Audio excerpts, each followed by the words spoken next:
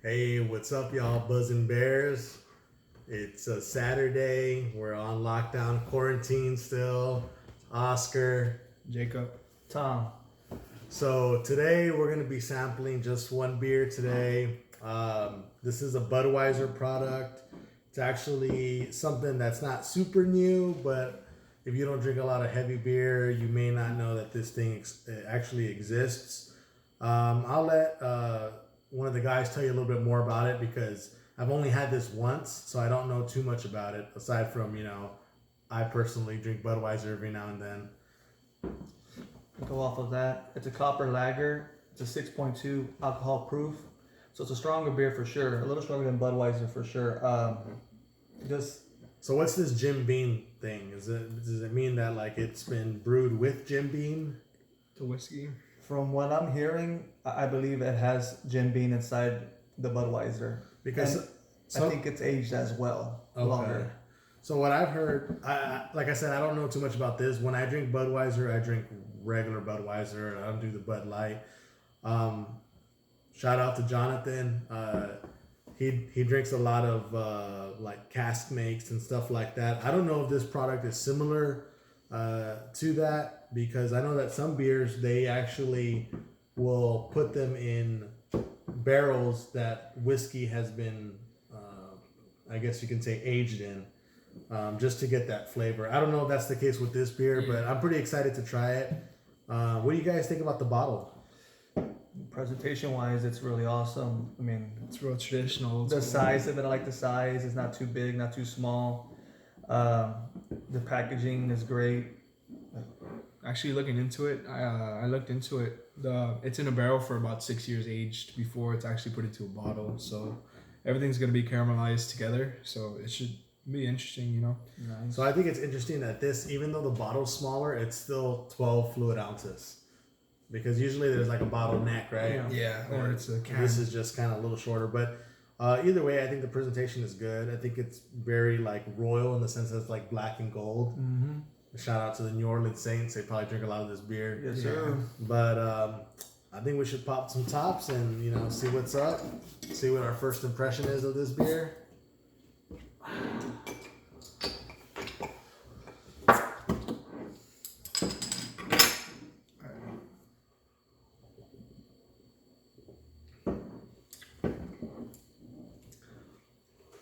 Okay, so what I know about Budweiser, I've been drinking Budweiser since high school. And, when you first start drinking Budweiser, some people say it's an acquired taste because it's like, it's in your face. You're tasting all of them hops for sure. Yeah. This, I feel like you could describe it the same. I don't really like the aftertaste. The aftertaste is definitely different, but from drinking Budweiser, drinking this, it's more or less smooth, like compared to what it usually is. You can taste that something has been added, and that's gonna be the gin. Yeah, if you gave me this beer, I don't know that I would be able to tell you like, oh, that's a Budweiser product. No, me either. I wouldn't be able to tell Like you. if you didn't tell me like what it was. Because usually Budweiser has a kind of a signature like crispness at the end, right? Mm-hmm. That's what it is. It's a darker beer for sure. I think it's darker than Budweiser. Yeah, this is dark. I mean, it is a copper lager, so I feel it's strong. It's stronger than IPA for sure. Yeah, I think this is stronger than just standard Budweiser. We'll see if that's for better or for worse. Yeah. So for my first impression, my first score for this, I won't say that I'm disappointed, but I thought I was going to score this a little bit higher initially. I'm going to go with a 6.6. Okay. Yeah, you're definitely right. Looking into it, I saw a lot of people talk about the wheat flavor and, being really smooth. It's not crazy smooth. It's just, it's okay. So I'm going to start with probably a 5. I'll go 5.5 on it. All right, cool. So that brings us to our first topic. Our first topic is going to be autographs. So we're talking about sports, talking about Actors. we're And talking about musicians. So one, who would you get your autograph from, and what would you have them autograph?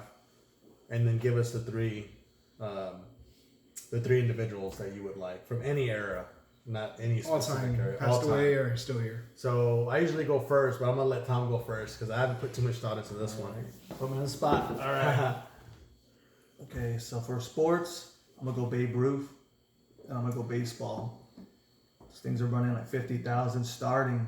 I would love to have my hands on a Babe Ruth baseball American pastime. for sure. I mean, makes sense. One of the legends right there. Definitely. Besides baseball and sports, I would go into and So you movies. that was your sports one right And there. sports, it's gonna be Babe Ruth on the baseball. So actor. Actor. Man, that's a good one. So, god dang, there's so many good actors. I think I'm gonna go Van Damme. You know how I'm a big Van Damme guy, sports fan on the Van Damme action movies, and I'm gonna go Van Damme Die Hard on that one. Yeah, And what are you gonna have him autograph? Like the actual CD itself.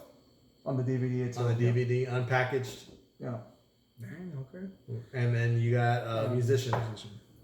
On musicians, I'm gonna go freaking. I think I'm gonna go Jimi Hendrix. Oh, that's a good one. No, I'm gonna switch it. Okay. Okay, because rock, I'm a big rock guy. I love hip hop too. I'm gonna go Biggie, and I'm gonna go on a record. On the record. Yeah. Okay.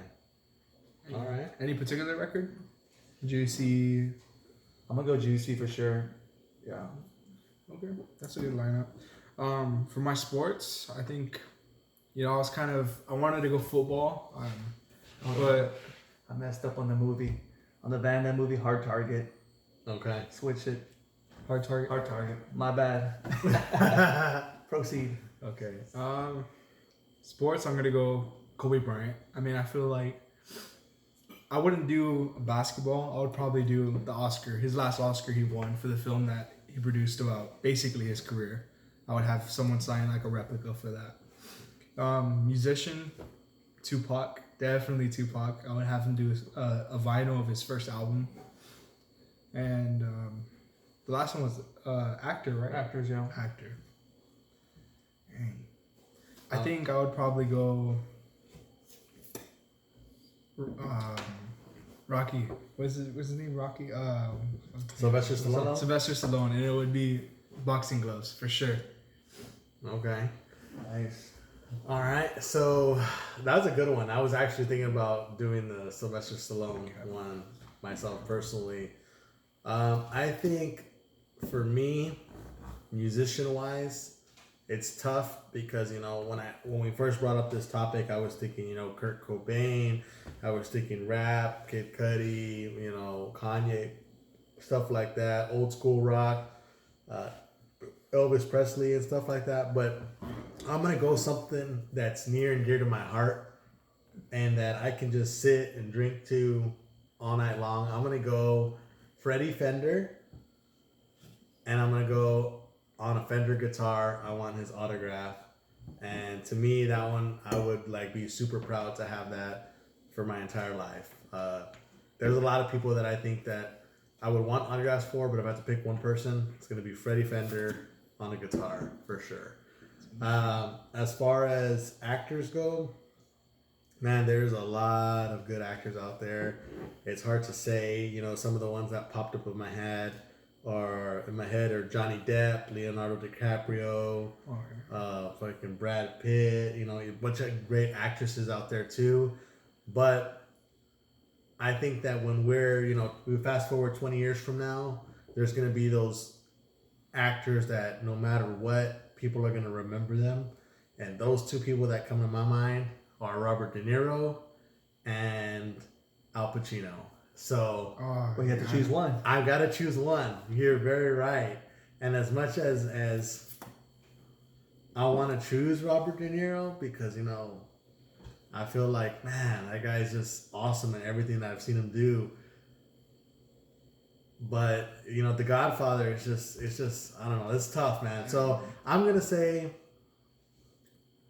that I would have Al Pacino sign the picture of him on Scarface, and I would want that in my house. Shit, hang it right there in front of the house. So, but that's he's beating Robert De Niro by just a little bit. But yeah, Al Pacino. He's an He's a icon for legend, sure. for sure. Okay, and then so the last one was sports, right? Yeah, athlete. Athlete. So for athlete, damn, this one's tough for me because I'm like a huge sports fan, and I think personally, I already have a signature from Kawhi Leonard from when he was with the Spurs on a Kawhi Leonard jersey, so that was kind of cool. But I think that my favorite Spur of all time, hands down, and it's always going to be a Spur for me, is going to be Manu Ginobili. I would like his jersey autographed, and I would like to own that. That'd be sick for sure. Ginobili, like I remember growing up and just like every shot that I took at the park was like Ginobili. So for me, those are my three. All of them have to be framed though, so I can hang them in the house. And when we're talking about hanging them, would you hang them in a man cave, or are you gonna do it just on public proud? I think that if I had like a super awesome man cave where like I had people there all the time, probably in the man cave. But one day. I'll put it in an office.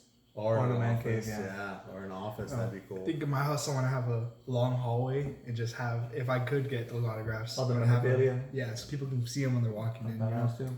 Or, damn, I mean, another thing that I was thinking was like Manu Ginobili's autograph on a championship trophy replica. You could do a bald cap. That'd be cool too. But I don't know. Anyways, all right, cool. So let's see if we can do a chug. Cheers.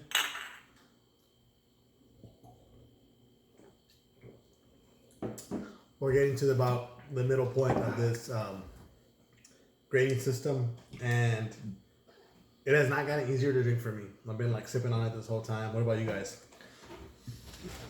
It's the same here. I mean, it's heavy. It's not going down too smooth for me as well. It's a little harsh so far, and I've been trying to chug it down just to see if it's different comparison from sipping it to chugging it. It's falling the same way either way. Right. So I got that too. I'm trying to fill it out. It is very dark. The thing about it is the aftertaste is really killing it, because I do like Budweiser, and I can, it's Budweiser obviously, so you have a similarity there. The aftertaste tastes like it's very like choking. If that's the best way I can describe it. It's like I have to sip, because if you chug it, it's like someone's choking you out. Which is weird because it's from the barrel. Like you would think it would have a more acquired smooth taste, right? But it's not smooth. It's not smooth. It's not smooth. It's weird. And Jim Beam's a good alcohol as well. So yeah, it's I think people that like I feel like I can taste the Jim Beam, but somebody that maybe likes drinking Jim Beam straight, like no Sprite, no ice, just like hot Jim Beam, they'll probably like this beer. That's definitely for someone that drinks whiskey on the rocks. For like an alcoholic for sure. There's somebody that's gonna chug these and not taste nothing. So my middle score for this goes up, but it doesn't go up much. I'm gonna give it a 7. What you got, Tom? Got a 5.5 earlier. I'm gonna go 6. I think I gave it an initial score of 5. It's definitely got easier, but I still feel like I'm getting choked out. So I'm gonna stay out of 5. But you know what? It's not the best tasting one, but it's not falling down bad either. Like it's going down smooth in my stomach. So it's not. I'm not getting bloated at all on this one. So that's why I'm gonna go up to a 6. You know what? Scratch that. I'm gonna go 6.5. Okay. Yeah, I don't feel like super bloated with this one either. Which is weird, because it's a stronger beer, and it's 6.2. But I think it's just the aftertaste to me. Drinking beer, I understand it's gonna have some kind of twist to it, but if I want to drink something, it's gonna be smooth the whole way, and it's smooth, but towards the end, it's kind of drops off. Yeah. All right, cool. So our next topic is going to be, I don't know how many of you guys have been on your social media today or watching the news or whatever, but like it's being reported by TMZ that Kim Jong-un, the dictator for the communist country, North Korea, had some type of emergency heart surgery, and that he is on the brink of death with possible vegetative state. I don't know if that is true or not. I haven't seen it on mainstream news. However, it's interesting because this has been like a big adversary for many countries, always causing problems at the table of politics, nuclear war, and all that good stuff. So, question came up is, let's say that he does pass. Do we think that it's gonna be a good thing, or is the devil we know passing gonna be a bad thing, because then we're gonna have the devil we don't know, and maybe we get a communist dictator in there that's worse than Kim Jong-un because of the fact that our current president Trump and him seem to agree on certain things, and he likes Dennis Rodman, right? Dennis Rodman is like Huge helping fans. They hang out all the time. yeah, so Well, that's they're kind of wearing interesting. So like, we'll start with you, Tom. Like, what do you think about this whole situation, and do you think him passing is going to be a good thing for the United States and the world, or a bad thing? I mean, I think it's going to be a good thing all the way around. I mean, it's good for their country. It's good for every country. It's good for everybody. I mean, those poor people over there, communist country. It's so strict. They can't do anything. There's no middle class. It's just the poor and the rich. And it's not fair, for that economy to be like that. I think there should always be a middle class. There should be an opportunity for someone to be able to strive to do something with themselves and get that middle ground. That's what I feel about it. So do you think there's going to replace him with another dictator? Or you think that this is the opportunity for the country to change? I mean, I'm hoping not on a dictator like another one. More than likely, that's what's going to happen if he does pass. But I'm hoping someone else comes in and we kind of help out, South Korea, like other countries that are really involved over there, work together to try to figure out how to take it away from that situation. And hopefully they could change it, the whole system. I mean, it's horrible over there. What do you think, Jacob? You think it's going to be a good thing for the United States and the world? It's an interesting question because it's never good when someone passes away, but somebody in that characteristic and file of starving people, beating people to death in public, and having that much power. Anybody that has that much power, it's never good. However, him passing could give South Korea an opportunity to reach out to North Korea and their officials and say, "Hey, man, like this has been happening for so long, and there's only maybe 2%." 2% higher class benefiting from that system. If the 98% stands up, if they can, and protest or something to join with South Korea, South Korea's advanced so much that I feel like it would be good, But Okay. it would be very interesting to see another leader because he's the last of his family line. He doesn't have kids or anything? he doesn't have kids. He had a brother and he passed away. He didn't have any other siblings. So it would be very interesting to see if somebody that's not in the family line steps up and does the same thing as him. But, we can only see what happens. So me personally, I think that it is a good thing for the world and the United States initially. If this is an opportunity for the country to turn over a new leaf and try and become more modern, forward-thinking of a country as opposed to old school communist country, then I think it will be a good thing. What I don't want to happen is, the country gets worse because it creates a vacuum. A leader jumps in there that's going to be a worse dictator and starve the people more, and you're gonna go from like Al Qaeda to ISIS. We're gonna go from like Kim Jong-un to like Hitler. Yeah. You know what I mean? So I don't think that's gonna happen. I think that's pretty low risk. I think it's gonna be a good thing personally, but we'll see. What are the bad things that could happen, which a lot of people might not agree with me, but America does. If America tries to get involved with this, stay the hell away. Because we saw what happened when we tried to get involved with Afghanistan, with Iraq. We tried to modernize their military. We might have had some success, but a lot of those people, they have hatred for us because of what we've done, and we just need to give them the opportunity to grow if that's what it seems like it's going to do. Because I feel like once America gets involved, it's either going to get really good or it's going to go down the drain. I don't think America's gonna get involved initially. I think, like it'll be behind the scenes. Like, hey, we'd like for this person to be the next elected official of North Korea or the first elected official, and like some pressure from the CIA or FBI or whatever, CIA. Yeah, like guiding. But it would be bad if, like, for example, if they send military over there, if they send something just to have a global meeting or a press conference, it would come out good. Yeah. Bad. Okay. True, yeah. Cool. Interesting. It's an interesting topic. Let's hear some feedback from what you guys think. It'll be a good thing or it'll be a bad thing. Drop your comments on the Facebook or YouTube, and we'll just go from there and create some dialogue. Another interesting question is, they're saying that when he had immediate or emergency heart surgery, who's to say that, let's just, for example, if all the country did hate him, what if they made him brain dead on purpose? It's possible. Anything's possible. You Yeah, never I know. mean, the only people that really know are the people that were in that OR. Surgeons and People nurses. just hate him. That's tricky I mean, right there, man. Even their own Because country hates him. I mean, some people do. yeah, 98% I've of seen the the interview. people- Yeah.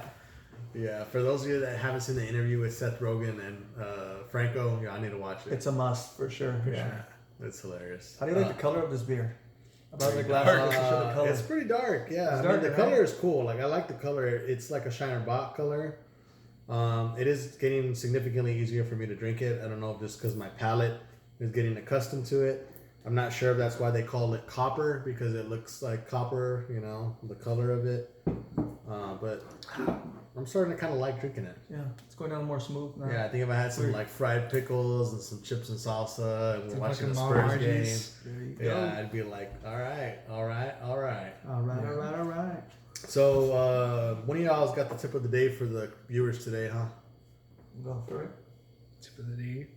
Yeah. Okay, so discussing the tip of the day, oftentimes, especially during this quarantine, a lot of us went through our clothes and went through old stuff that we're getting rid of.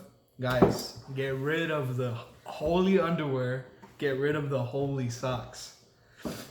There's different situations you need to get rid of for. Number one, if you're just fucking in public and let's just say you get invited to a girl's house. Okay, you go to a girl's house and then boom, take off your shoes. Your big toe's sticking out. Doesn't look very good. It's not a good look. Also, I've been there. you go to a party, people are taking out their shoes. Your fucking pinky toes are popping out. Not a good look. Not a good look for sure. No, it's not. I remember being in college and partying a lot and stuff like that. And I never really understood the whole take off your shoes at the door. But for those of you that don't do it, since I've implemented that in my own home, I feel like the house is a lot cleaner. You take your shoes off at the door. You're not pulling dirt, bacteria, viruses, dog shit, whatever you stepped on all day into the house or upstairs or wherever you're going.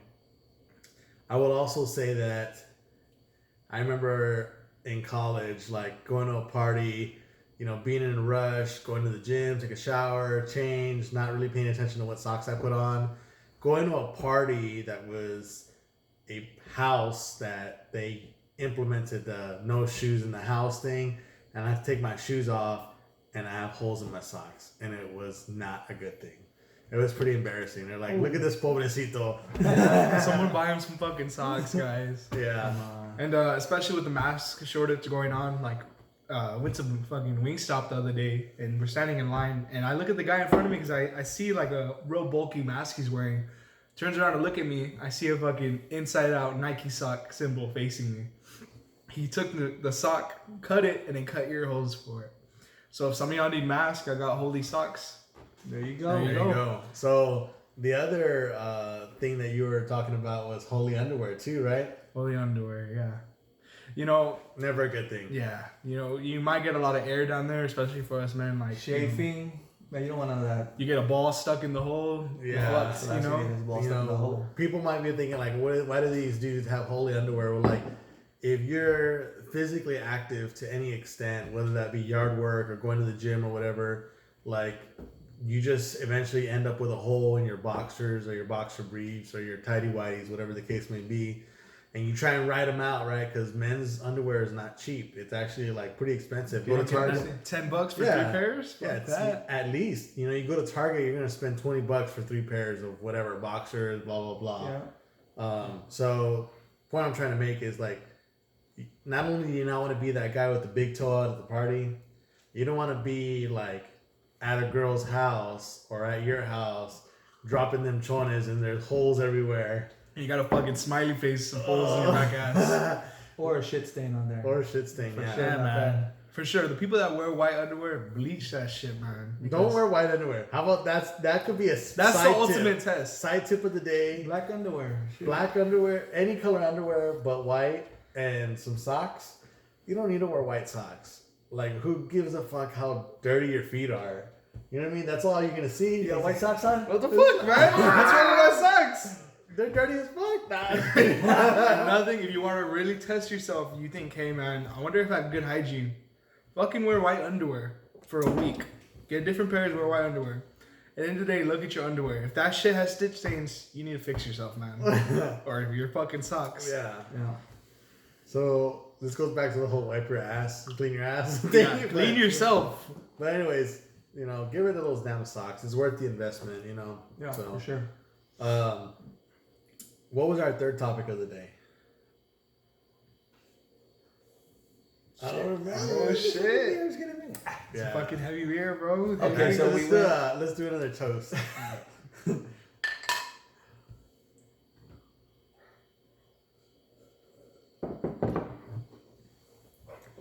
We don't think of it so far. Or now. I'm liking it. I'm actually liking it now. Like the first beer, wasn't liking it. Now I'm liking it. I think it's an acquired taste. Going back to what I said earlier, when I first started drinking Budweiser, the first couple parties, I was like, damn, this shit is hardcore. After that, I was like, damn, this is good beer. And I was the Budweiser guy at the party. So I feel the same way about this beer. Like, maybe if we drank it every weekend, we'd be like, damn, it's good. You know, after like the second or third weekend. You know what we can elaborate on? The beer you drink, what does it say about you?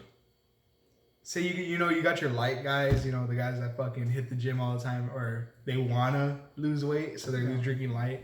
And then you got the older heads or the guys that have acquired taste are drinking Budweiser. What do y'all think? What does that say about the person?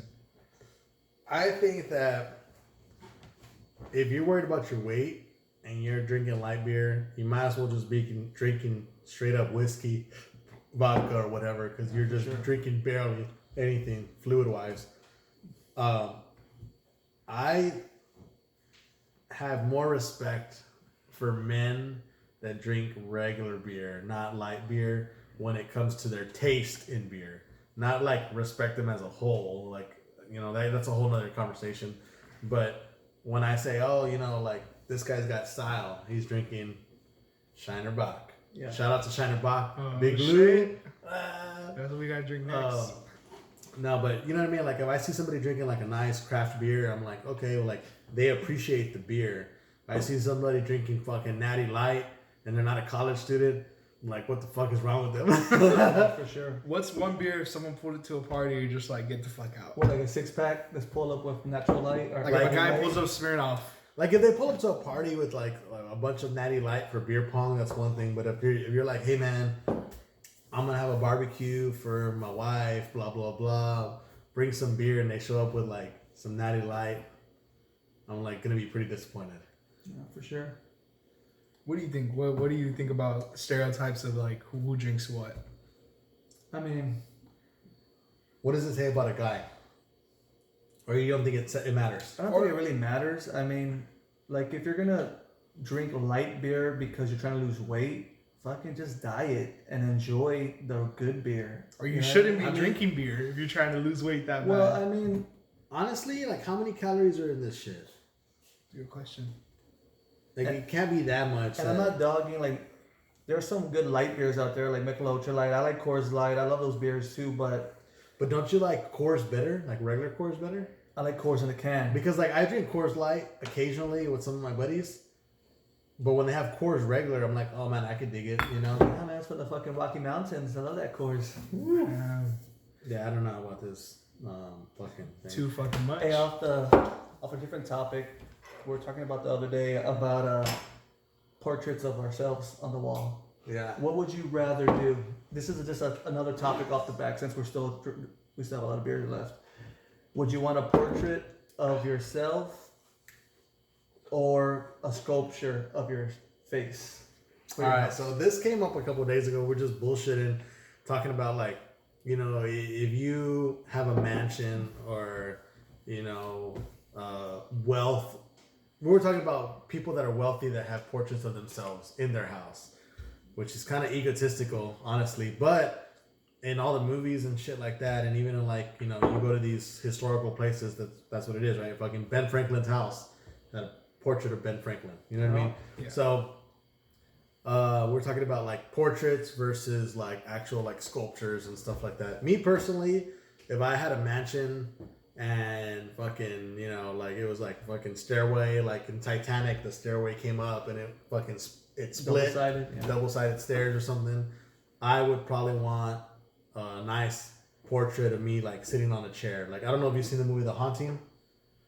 It's like that where they walk up and it's fucking portrait of the guy, the scary dude. They're fucking doing the old school, Yeah. saying like that and shit. Would you be in a suit or would you just be in chill mode? Would you be in a backward? Nah, I'd be like in a suit. A suit? Yeah, for sure. What about y'all? I mean, I thought about it for a while already after we talked about it last time. I mean, I might go. I really would like a sculpture myself. You know, like a George Washington has just a head. Yeah. But I think I'm gonna go with a frame. I'm gonna go old school. I'm gonna be on a badass chair with my hands on the side and a cigar in my hand. A cigar in one hand and like some whiskey in the other. Yeah. That'd be a cool one and a nice suit. Yeah. That's interesting. I thought about it. You know, just having a painting of yourself in general is kind of weird, but just to fuck with people. If I had a really big house and a random guest bedroom, I would probably do a sculpture of my face on top of the bed, just fucking staring it down just to mess with people. Man? But you know, like fucking. I mean, Chapo has one. Or he had It's one. fucking Chapo though. Who gives a shit? But I mean, honestly, like, it's kind of a thing, right? Like, you know, on dollar bills, we have portraits. Yeah. You know, the fucking presidents, Mount Rushmore, there's sculptures there. You know what I mean? So, like, I can see, like, if you think that your house is going to stay in your family for generations, like a mansion or whatever, then, like, yeah, you know what? You should have a portrait. It's like a corporate companies. They have the general manager. They have the manager. They have a picture of them. HEBs do that. Everybody does that. Even on your, like, professional emails, like your professional email at work, there's people that have portraits of themselves, like,